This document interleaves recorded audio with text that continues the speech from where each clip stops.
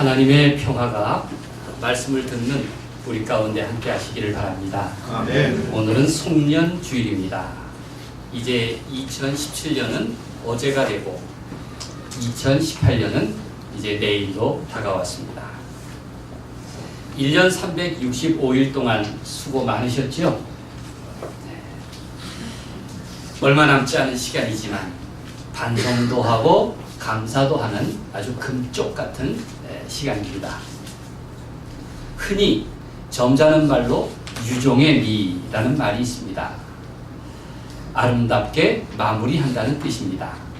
지금 한 해를 마무리하는 시간에 무엇보다도 하나님 앞에서 예배드릴 수 있다면 그 사람은 진정으로 한 해를 잘 마무리하고 있다, 그렇게 말할 수가 있을 것입니다.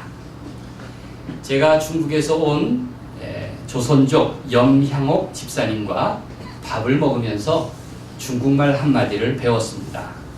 중국어로 한 해 수고 많이 하셨다라는 인사를 뭐라고 하는지 아십니까? 아유, 잘하시네. 싱꼴라라고 한답니다. 다 한번 해볼까요? 싱꼴라.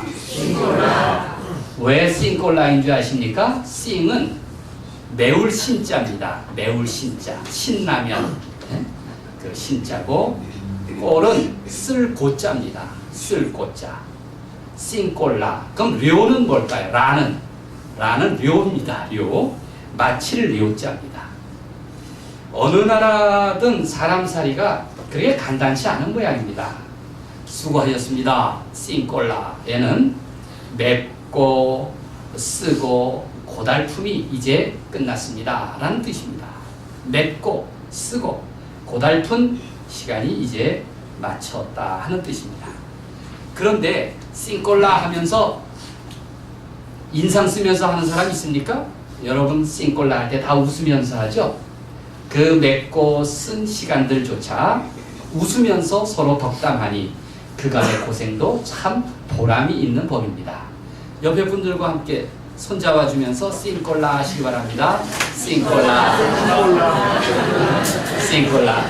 참 우리 이상훈 권사님 외롭습니다. 좀 같이 좀 하세요. 박 집사님. 네? 맵고 쓰고 고달프지만 참 서로 인사하는 마당에 다 힘이 납니다. 여러분 손의 따뜻함을 좀 느끼셨습니까? 네, 한 해 동안 사랑의 수고로 조금 더 거칠어졌습니다. 얼굴을 보십시오. 고민과 근심이 없었다면 거짓말입니다. 주름살도 늘고 또 낯빛도 조금 어두워졌을 것입니다. 얼굴에 다 쓰여 있습니다. 여러분 어깨도 좀 만져보시고 축 처진 어깨를 좀 추워 보십시오. 한번 어깨를 좀 세워 보십시오. 자, 그동안 주눅 들고 살았다면 좀 어깨를 피십시오.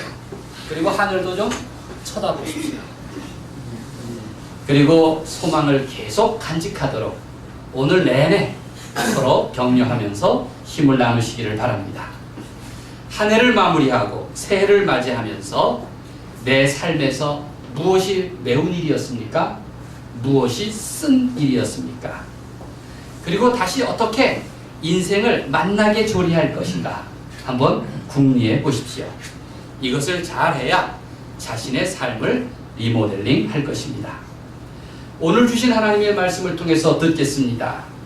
중국어 싱꼴라에서 마지막 료자는 마치다라는 뜻인데 마치다라는 뜻만 있는 것이 아닙니다. 이 료자에는 깨닫다라는 뜻도 있고 밝다라는 의미도 담겨 있습니다. 한 해를 보내고 새해를 맞는 과정은 이렇게 깨닫는 과정이고 소망을 밝게 하는 그러한 과정입니다.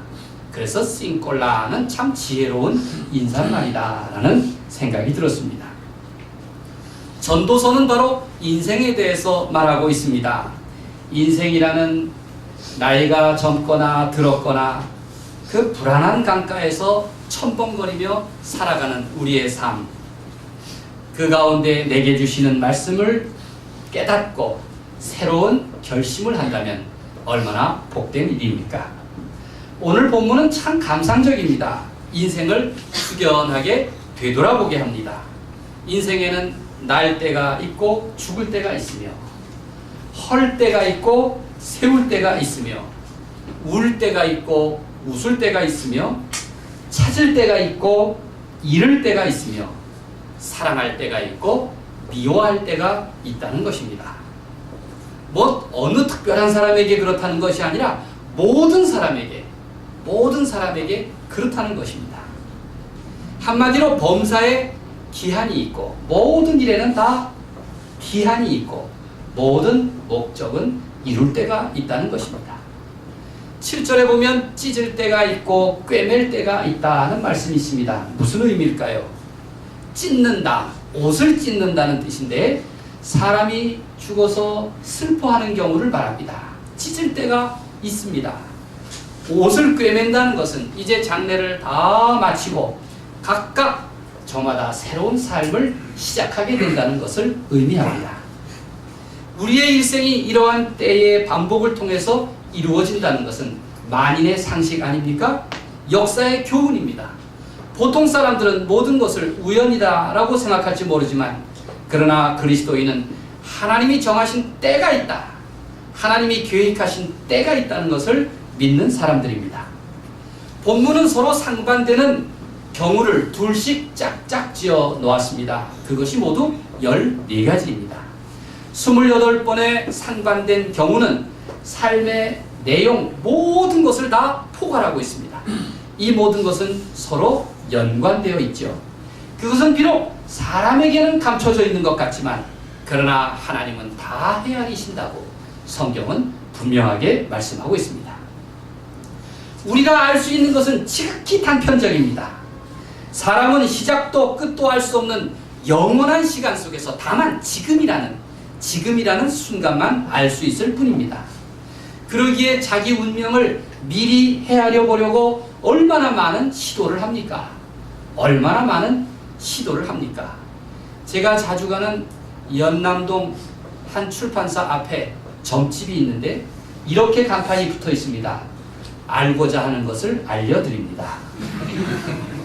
저 출판사 가다가도 그 집으로 가고 싶어요.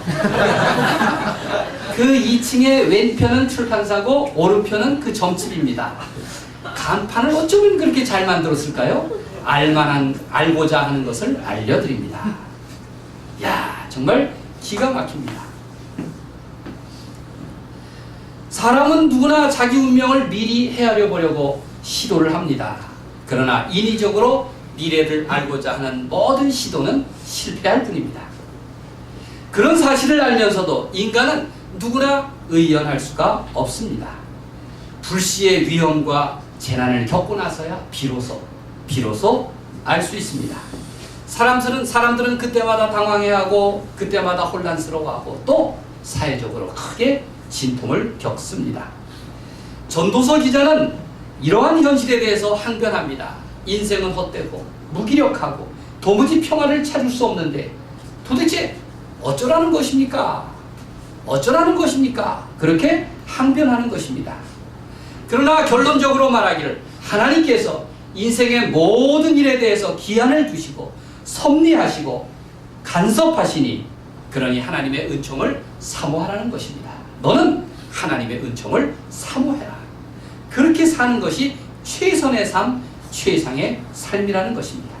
그러기에 자신의 삶을 소중히 여기고 늘 감사하는 마음을 잃지 않으며 남을 따뜻이 대하고 배려하며 관계를 진실하게 하라는 것입니다. 그리고 언제나 그때가 내게 닥칠 것을 염두에 두고 겸손히 살라고 말씀하고 있습니다.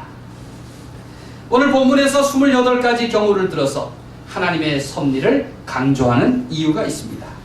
이 말씀은 인간의 운명에 대해서 신학적으로 정리하려는 것이 아닙니다.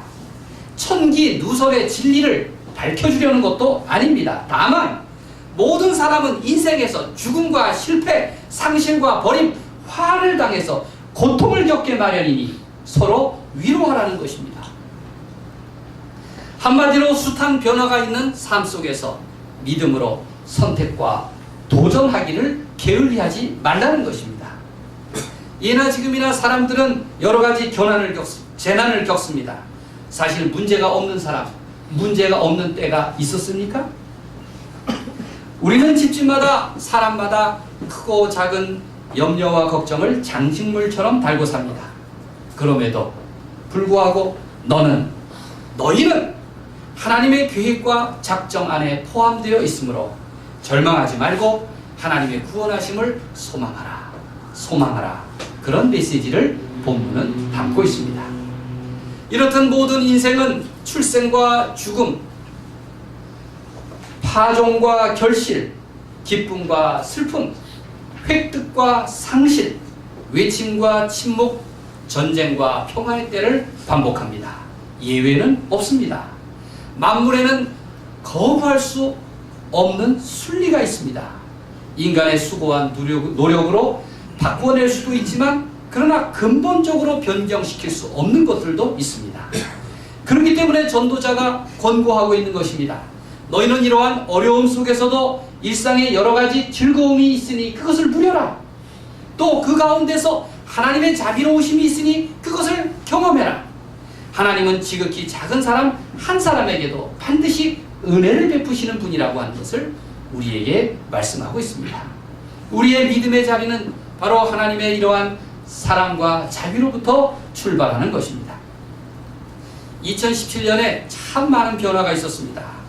우리 사회에도 얼마나 큰 정치적인 격변이 있었습니까? 사람들마다 시간에 대한 태도가 다양합니다. 젊은이들은 변화가 얼마나 빨리 다가오는지 1년 단위로 계획하며 살기가 어렵다고 그렇게 하소연합니다. 나이 드신 분들은 시간이 얼마나 천천히 가는지 이제는 1년이 아니라 한 5년 단위로 계획하며 사는 일도 별로 그렇게 의미가 없다고 말합니다. 하긴 날이면 날마다 오락가락 들쑥날쑥 안절부절하는 것이 우리의 모습입니다. 개인만 아니라 우리 사회도 얼마나 복잡해졌는지 미래를 다 알 수가 없습니다. 그래서 사람들은 가계부를 정리하기도 하고 삶의 대차대조표를 기록하기 위해서 일기도 쓰는 것입니다. 저희 가정에서는 오래전부터 오늘이면 이제 자신의 10대 뉴스를 정리합니다. 우리 네 식구가 각각 10대 뉴스를 정리해서 서로 발표하게 합니다.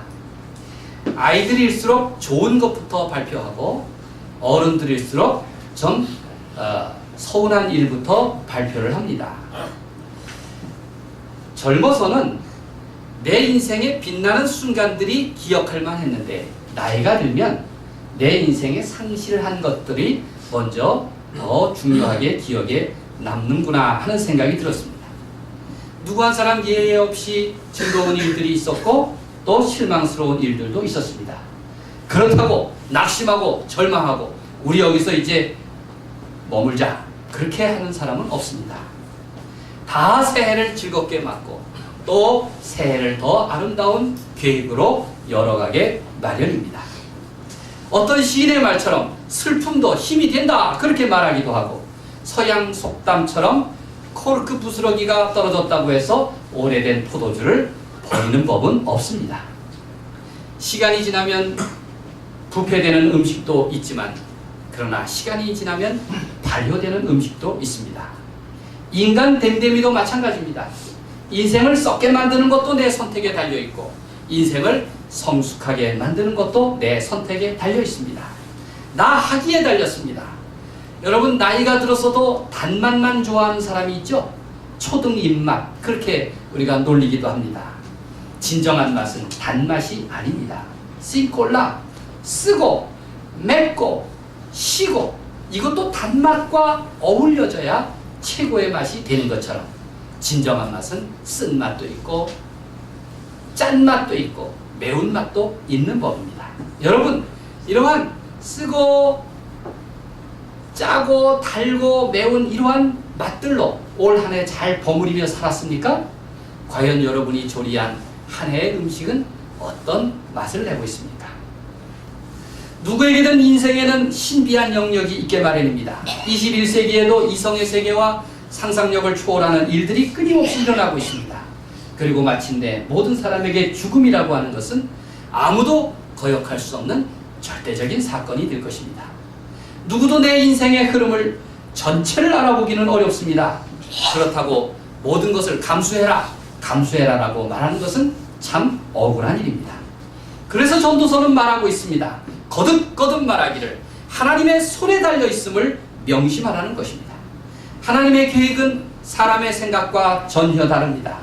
따라서 겸손하게 하나님께 무릎을 꿇고 기도해야 하고 또 하나님이 정하신 때를 기다릴 줄도 알아야 합니다. 사람마다 다 비슷비슷하게 사는 것 같지만 그러나 자신의 인생에서 하나님의 손길과 도우심을 의지하며 사는 사람들과 그렇지 않은 사람 사이에는 인생의 차원이 크게 달라지게 마련입니다. 우리 그리스도인은 사도 바울의 고백처럼 하나님의 사랑과 연결된 존재입니다. 로마서 8장 38절 39절은 이렇게 말합니다. 내가 확신하노니 사망이나 생명이나 천사들이나 권세자들이나 현재일이나 장래일이나 능력이나 높음이나 깊음이나 다른 어떤 피조물이라도 우리를 우리 주 그리스도 예수 안에 있는 하나님의 사랑에서 끊을 수 없으리라 이렇게 말씀하고 있습니다. 여러분은 하나님께서 여러분의 이러한 인생을 만져주고 계심을 믿습니까? 믿습니까?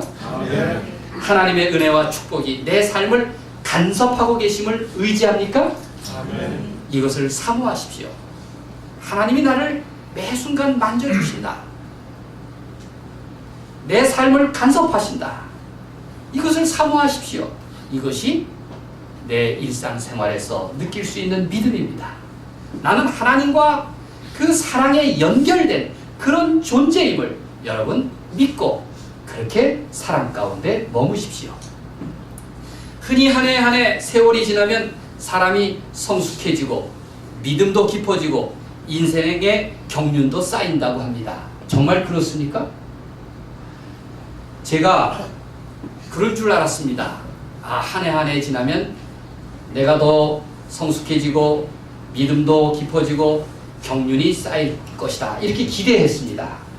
그런데 그렇지가 않더군요. 제가 올해 걷기도를 잘 마치고 왔습니다. 걷기도 하면서 제가 이런 결심을 했습니다. 내 인생도 이제 꽃중년은 끝났구나. 이제 58세가 되면 이제는 중년이 아니라 장년의 시간을 살아야지 하는 생각이 들었습니다. 장년의 시간을 산다는 것이 무엇일까? 곰곰이 생각해 봤습니다. 매사에 남을 가르치려 들고 또 잔소리하고 뭔가 삶의 의무감으로 잔뜩 무거운 사람들이 장년들 아닙니까? 그런데 장년의 시기를 살되 그러나 이러한 장년의 무게는 좀 덜어야겠다는 생각도 했습니다. 가르치려고 들지 말고 늘 배우자. 잔소리하기보다는 늘 듣자. 삶의 무게에 짓눌리기보다는 삶의 날개를 달기 위해서 힘쓰자. 한마디로 말하면 꼰대의식을 버리자는 것이었습니다. 내 장년이 꼰대가 되는 것이 아니고 정말 진심으로 성숙하고 그리고 자유로운 그러한 인생을 살 수 있으면 얼마나 좋을까 하는 그러한 생각이 들었습니다. 여러분 나이가 들면 잘못 늙으면 짜증이 많아지고 신경질이 많아지고 쉽게 분노합니다. 여러분 종로 2가 3가 지하철 타보셨습니까? 거기에 많은 노인들이 계신데 거기 조심해서 지나다녀야 합니다. 노인들이 굉장히 신경질이 많으시고 분노가 많으시더라고요. 나도 저렇게 늙으면 어떡하나 하는 불안감마저 들 정도입니다. 나이가 들면 얼굴도 감당하기 힘들어집니다. 점점 인색해집니다. 나이값도 못하는 일이 얼마나 많이 생겨납니까? 그렇다면 정말 염려할 일입니다. 그때는 내 나이나 환경을 탓할 일이 아닙니다. 자신을 변화시켜야 합니다. 나이와 세상을 두려워하지 말고 다시 도전할 일입니다. 우리는 늘 재미있고 의미있고 행복한 삶을 연습해야 합니다. 늘 도전하고 제 인생을 업그레이드 시켜 나가야 합니다. 그래야 진정 인생이 성숙해지고 믿음도 깊어지고 인생의 경륜도 쌓이는 법입니다. 더욱더 겸손하고 양보하고 그리고 유머를 준비해야 합니다. 무엇보다도 가장 중요한 것은 하나님의 자녀로서 나를 바르게 세우는 일입니다. 내 삶의 비전을 세우고 도전하는 일입니다. 우리 인생은 오늘처럼 늘 때를 받아놓고 사는 것이 아닙니다. 언제 마무리될지 모르는 인생이지만 그러나 내가 감사와 축복 속에 마무리할 수 있다면 얼마나 복된 인생입니까? 내 아름다운 습관, 경건한 일상이 쌓이고 쌓이면서 인격이 되고 성숙이 되고 경륜이 되는 것입니다. 한동안 우리 사회에 인문학의 열풍이 불었습니다. 안양을 가리켜서 뭐라고 하죠? 안양 사람들 한번 손 들어보세요. 안양에 사시는 분들. 안양을 가리켜서 인문학의 도시라고 하더군요. 인문학의 도시. 공감이 별로 되지는 않습니다. 군포. 우리 군포에서도 사시는데 군포는 가리켜서 뭐라 그런지 아십니까? 책의 도시라고 합니다. 책의 도시. 교양이 있는 도시예요. 제가 사는 의왕은 뭡니까? 의왕은 생태 도시예요. 뭔가 자연이 참 많습니다. 여러분, 인문이란 무슨 뜻입니까? 인문. 사람의 인격의 문의가 인문이랍니다. 인격의 문의. 그렇죠. 책을 많이 읽고 또 인문학을 배우고 생태적 삶을 살면 인격의 문의가 정말 고상해질 겁니다. 그렇죠? 이런 좋은 도시에 살게 된 것도 큰 행복입니다. 여러분, 그러한 인격의 문의가 새해에는 더 아름답게 새겨지기를 바랍니다. 그러면 신앙의 문의는 어떨까요? 신앙의 문의는 얼마나 고상하고 고결할까요? 그런 신앙의 문의도 잘 만들어가기를 간절히 바랍니다. 제가 독일에 있을 때 칼스루의 교회에 설교를 초대받아서 갔습니다. 그 교회의 가장 부자 집사님이 저를 칼스루의 역으로 마중을 나왔습니다. 제가 그 집에서 하룻밤을 자야 되니까 교회에서는 그 가장 큰 부잣집에 저를 이제 잠을 자도록 한 것입니다. 그분은 남편이 독일 사람인데 치과 의사였습니다. 큰 부자라고 했습니다. 그런데 이 집사님은 남편을 잃고 1년 가까이 시리에 빠져 있는 중이었습니다. 사실 저더러 그 집에 가서 자라고 하는 것은 그 교회 담임 목사가 제 후배인데, 형, 그 집사님을 가서 좀 위로 좀 해드리시고 말씀 좀 들어주세요. 저는 힘듭니다. 아주 목사 노릇하기에 고달픔을 하소연하면서 형 좀 가서 좀 들어드리세요. 그렇게 저에게 기회를 준 겁니다. 역에서 집으로 가는 중에 차가 신호등을 받아서 정지를 했습니다. 이 집사님이 혼잣말로 이렇게 말씀하시더라고요. 난 왜 이 모양이죠? 왜 하루 종일 빨간 등만 켜지는 거예요? 이렇게 말합니다. 신호등이 빨간 등이 켜졌다고 해서 속으로 짜증을 냅니다. 손님을 옆에 태우고. 난 왜 이 모양이죠? 왜 하루 종일 빨간 등만 켜져요? 제가 그 밤 늦도록 이 집사님의 그 해묵은 불운한 처지에 대해서 들었습니다. 꼭 1년 전에 남편이 돌아가서만이 아니라 그가 어떻게 독일에서 고달픈 간호사 생활을 했는지, 또 독일까지 오게 되었는지, 왜 가난한 부모에게서 태어났는지, 그의 해묵고 또 정말 오래 묵은 이야기를 오랫동안 들어주었습니다. 심리학자 더글라스 디는 불운화에 대한 연구를 했습니다. 자신의 운이 나쁘다고 생각하는 사람은 점점 운이 나빠질 수밖에 없다. 그렇게 결론을 내렸습니다. 왜냐하면 항상 부정적인 생각으로 가득 차 있기 때문입니다. 비관하고 편견으로 가득하고 완고하기 때문에 그 어두운 회로가 신경 중추를 형성하고 있기 때문에 그렇다는 것입니다. 그는 늘 생각합니다. 나를 도와줄 친구가 없고 우군이 없고 사방엔 적군이라는 것입니다. 유리한 쪽은 있어도 보이지는 않고 오직 보이는 것은 늘 불리한 것만 보인다는 것입니다. 그러니 인생의 사기가 떨어질 수밖에 없습니다. 해보고자 하는 의욕이 생겨날 리가 없습니다. 하다가 잠시 어려우면 난 안 돼! 이렇게 결론부터 내린다는 것입니다. 그에게 당장 필요한 것은 바로 마음의 문을 여는 일입니다. 교회는 다녔지만 하나님의 사랑과 은혜에 연결되지 않았습니다. 하나님께 그 주님의 사랑을 향해서 나를 개방해야 합니다. 갤럽 조사에 따르면 매우 영적인 사람들이 스스로 행복해 한다고 합니다. 우리의 신앙이, 우리의 행복이 얼마나 큰 보너스입니까? 하나님에 대한 믿음을 지닌 사람은 그렇지 않은 사람에 비해서 훨씬 건강하게 마련입니다. 마음이 평안하고 의지할 때가 있기 때문에 그렇습니다.